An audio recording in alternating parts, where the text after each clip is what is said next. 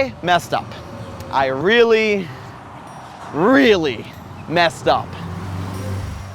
Hello Internet, welcome to Food Theory on the Road, a first of its kind series that'll have me hitting the highways, frequenting freeways, and strolling streets. And what better way to kick things off than to answer a question I'm sure all of us have asked ourselves at one point or another. Can I cook a steak on my engine? It makes sense. It gets hot in there, it saves you from spending money on Slim Jims every time you have to stop to pee. Honestly, it's a slam dunk, if it works. And if it doesn't, well, I'm sure it wouldn't be too hard for a bearded man waving uncooked meat in the air to hitch a ride from a kind stranger, right? In case you're wondering what's got me packing up my car to do this, I am moving from Los Angeles, California, all the way across the country to Miami, Florida. And instead of flying there, taking a nice, easy 5-hour flight, relaxing and just kicking up my feet, I have to drive because of my beautiful ball of anxiety that I call a dog. So as I'm making my way downtown, driving fast, faces pass, and I'm homebound, I'm gonna be stepping outside the comfort of my recording booth to see what theories the open road has to offer. At the end of it all, I won't just reach my new home, but also a special someone that I'll be cooking something up with, using knowledge that I've gathered from my road trip. And because doing weird, borderline dangerous things for the sake of FoodTube is apparently just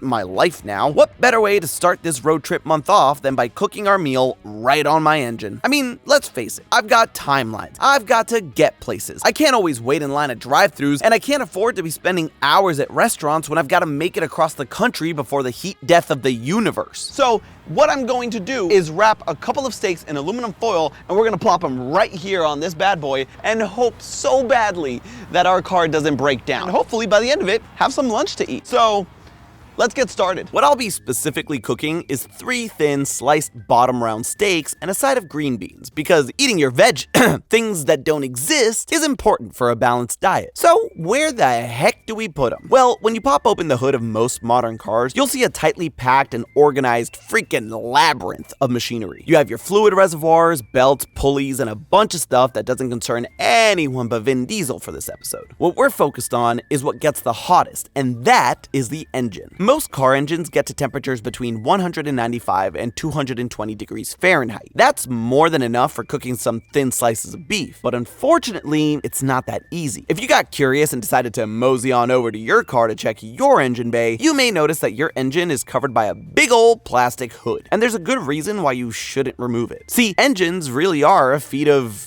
well, engineering, and they're carefully crafted with valves, intakes, coils, all things that need to move in the correct way and order, or your car will not work. So if I were to stuff a big old slab of meat in there and it jostles around the second I hit a speed bump, I may end up stuck in the middle of nowhere. And that is how horror movies start. So in lieu of getting axe murdered, I decided to place the steaks on the plastic hood. This is less than ideal because instead of direct contact and heating, we're now dealing with indirect contact and heating through the air. This is what's known as convection, where the heat is carried by a liquid, or in this case air, to warm something up. Most ovens use this method to cook. It's great in a closed system like ovens, but when it comes to the car, there's cool air constantly flowing in from me going at a responsible 75 on the highway, which stops the engine bay from getting too hot, or just hot enough in our situation today. That said, my hypothesis is that we can offset the lower temperature by driving for a longer time. And wouldn't you know it, driving across the country just so happens to have super long drive times. With just about 9 hours in our first stint, it'll serve as a perfect phase 1 of our experiment. We've got our meal down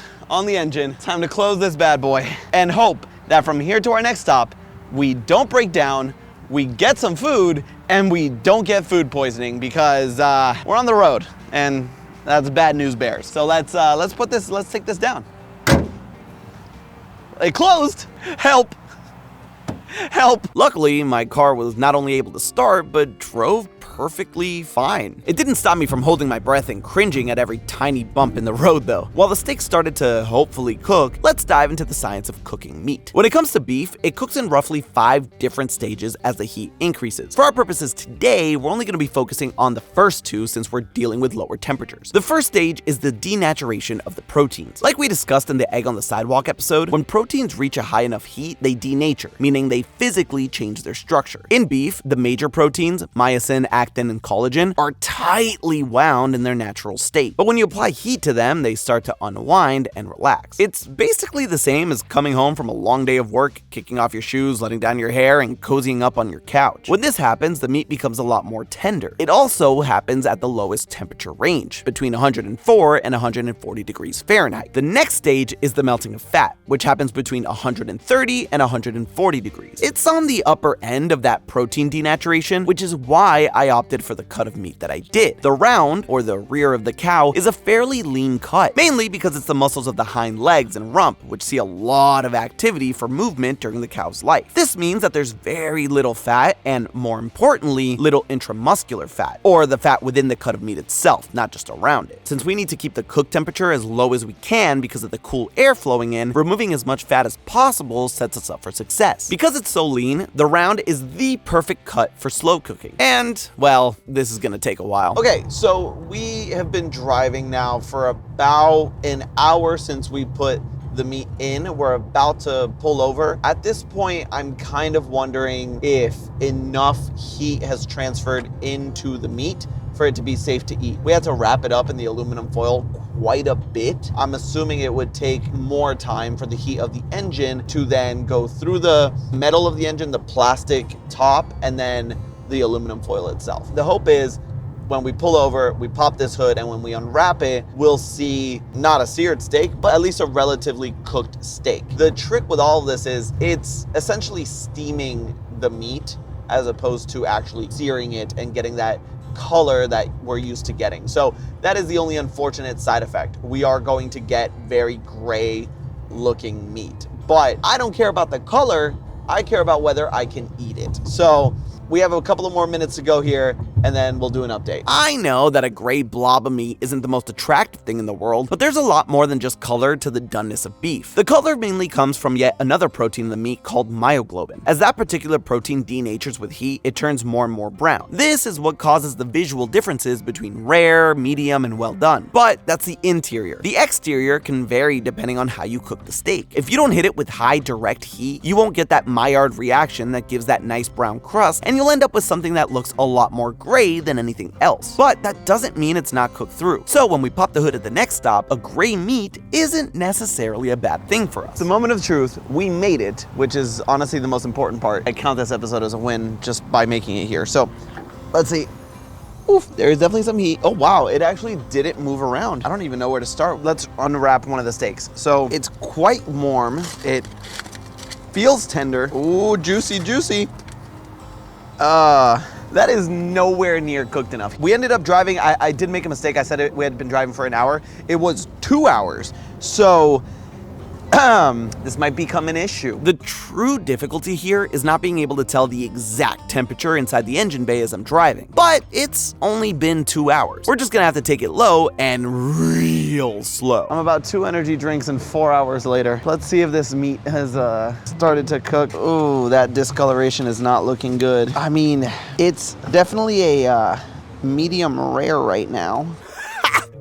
That, my friends, is what we call cope. That was not nearly cooked. My brain was more cooked than that meat. It definitely needs another, I don't even know how long at this point. 6 hours. 6 total hours of driving. Luckily, this country is vast and we have nothing but time. I'm really scared to see what's under here because in the last, I don't even know how many hours of driving, we've been hit with no less than 2 rain patches. And I have a feeling that that's cooled down the engine a lot. Let me tell you, when you heat meat up just enough and then cool it down and don't keep heating it for hours and hours and hours, it's a breeding ground for bacteria and bad things. Here's hoping. Oh no. And there it goes. Oh, yep, it's starting to discolor. It smells nasty. The rain has cooled down the inside of this way too much. It's just turned. I need to close this up. Oh God, I need to close this up. Oh God, it's dripping. This was an unequivocal failure. This is just dangerous to eat. I'm not even gonna try. We'll throw that out in a second. Okay, Okay, so back to the drawing board. There are two variables we need to figure out. One, finding out what temperature we're dealing with while we drive and cook our steaks. Two is a bit trickier, and that's making sure that the steaks get a thorough cook. Now, originally, we went with a lean meat because fat takes a higher heat level to render and would therefore make it harder to heat the whole thing up to the right temperature. But intramuscular fat, or the marbling you see on those fancy cuts of meat, can actually help baste the meat from the inside as it melts and cook it more evenly. So by avoiding large chunks of fat that we would otherwise need to render down all the way and sticking to fine marbling, we should be able to have it melt over a long period of time and cook the steak a bit more thoroughly from the inside out. Counterintuitively, this means going for a thicker piece of steak. So hopefully the fat difference can make up for the added thickness. You know what the definition of insanity is? Doing the same thing over and over and over, expecting different results. And that was almost what I was about to do. I was gonna wake up the next day and say, you know what, I'm just gonna throw some more meat on there and keep hoping. But I realized that would have been wrong. Instead, what I did was wake up, go on Amazon, and get myself the secret key. A Bluetooth meat thermometer. So now we have our new and improved steak that has much more intramuscular fat. Hopefully when it renders, it'll actually help cook the steak a little bit quicker, and we'll have the meat thermometer to know exactly what temperature it's getting up to. So let's go. By the way, there was a hilarious side effect to all of this prep that was going on for this experiment that I did not take into consideration. I've had no less than like 3 people come up to us and ask us, hey, are you good? Because they see a person with their car parked, their hood up, and naturally, like a normal person, they assume, ooh, they might be in trouble. Their car might not be starting. I should go and help them. Well, good Samaritans, when they come up to me and I tell them, no, this is what I do. I'm making steak. They just back away very slowly. With the new steaks tightly wrapped up and ready to cook, it was time to finally get some real numbers and a real idea of what kind of heat we're dealing with. We're driving on Easy Street now, or so I thought. Friends, theorists, my buddies, pals, I cannot begin to describe the level of frustration that I'm feeling right now. First of all, it's raining again! Luckily, it's still hot outside, so I'm hoping that that patch of rain didn't really do much. But second of all, when we went to check the internal temperature using the app, using the meat thermometer that I had shipped to me on the road, we realized that it specifically says not to wrap the probe in aluminum foil, which is exactly what we did. And because of that, we have no stupid readings. But that's okay, because we're about to get to a rest stop in about a half an hour, and we're gonna get down and we're gonna pop the hood and we're gonna see 2 wonderfully cooking steaks, and they're gonna be delicious, I hope. Take it away, VO me. So while I cry for half an hour, let's see where we're at so far. After phase 1 was a complete disaster with roughly a 9-hour drive, having only 5 hours left for the following stint did not spell success for us. So instead of doing as many stops as we did for the first part, we decided to only do 1, hoping that by splitting it up in just 2 checkpoints, 1 in the middle and 1 at the end, we'd keep the cook disruptions down to a minimum since we only had a little over half the time. The idea was that with a meat thermometer, we'd be able to keep an eye on the temperature without having to stop. That was a dud, but we kept the format in order to give the meat the best chance of cooking. Moment of truth. Can't remember which one has the meat thermometer in it, so we're just gonna feel around. Ooh, it is hot. I'm feeling it. We're 2.5 hours into our 5-hour drive for today. So I'm hoping to see this about halfway cooked. Ooh, come on in here. That's what I like to see. We're starting to see it start to brown, and finally, we're getting the read. So we're at 104. We're halfway through. So we want this to read about 125 for medium rare. So it's only 20 more degrees that we have to go, and we have 2.5 hours left. Finally, something is working out for us. I'm not gonna let this lose too much heat. I'm gonna wrap it back up, put it back there, and we're gonna get going. 2.5 hours left. We're halfway through. I really think we can do this. Things are finally looking up thanks to the fat. In a fraction of the time as the first day, we started to see a lot more color in the meat, and you could clearly see the fat on the edge of the steak starting to melt, which means that we were at least getting to the lower range of that 130 130 to 140 that we needed. It's not all good news though, since we have about 20 degrees to go. But without knowing the exact thickness of the steak and the exact temperature in the engine bay, we can't calculate just how long it'll take to raise the steak by that much. Especially because as the steak heats up and gets closer to the ambient temperature in the engine, the heating will slow down. This is what's called Newton's law of cooling and heating. The bigger the temperature difference, the faster the change. But the smaller the difference, the slower the change. And to add the final nail in the coffin, we're dealing with cool air constantly being introduced into the equation. But with constant driving for another almost 3 hours and the fat helping us baste the meat, we might just make it. It's time to see. I have my handy dandy meat thermometer thing that'll tell me the temperature. It's warm, I'll tell you that much. All right, let's see. If we see a magical 125 there, that's it. And that is not it. 109. So in 2.5 hours, it went up another 5 degrees. I mean, I kind of want to cut into it. It doesn't look raw in the middle. It looked like it's not raw anymore. You know, it's tender, it's meaty, it doesn't taste good, but for being unseasoned and on my engine for 5 hours, it is actually cooked inside. This is at a temperature, and it's been at a temperature where it's rare, but it's not unsafe.